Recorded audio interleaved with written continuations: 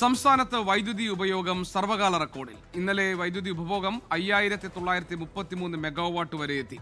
വൈദ്യുതി ആവശ്യകത 6000 മെഗാവാട്ട് പിന്നിട്ടാൽ പ്രതിസന്ധി എന്നാണ് KEB അറിയിച്ചിരിക്കുന്നത്. സംസ്ഥാനത്ത് ഈ വേനൽ ചൂട് കനക്കുന്നതിനിടെ അതിരൂക്ഷമായ ചൂടിനിടയിലാണ് നമ്മുടെ ഈ പറയുന്ന വൈദ്യുതി പ്രതിസന്ധി കൂടി രൂക്ഷമാകുന്നത്.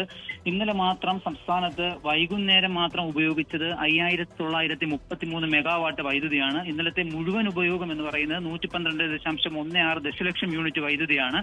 ഈ പറഞ്ഞ വൈകിട്ടത്തെ ഉപഭോഗം 6000 യൂണിറ്റ് കടക്കുന്ന പക്ഷം സംസ്ഥാനത്ത് KEB പ്രതിസന്ധിയിലേക്ക് പോകുമെന്നാണ് അറിയിച്ചിട്ടുള്ളത്. ഒരു സർവകാല റെക്കോർഡ് കൂടിയാണ് ഇന്നലെ തന്നെ രേഖപ്പെടുത്തിയത്. അപ്പോൾ പിന്നെ 6000 കൂടി പോയാൽ 6000 മെഗാവാട്ടിലേക്ക് കൂടി പോയാൽ അത് വലിയ പ്രതിസന്ധിയിലേക്കാണ് സംസ്ഥാനത്ത് എത്തിക്കുക. പാലക്കാടും അതോടൊപ്പം തന്നെ കൊല്ലം ജില്ലകളിലടക്കം ഇനിയും താപനില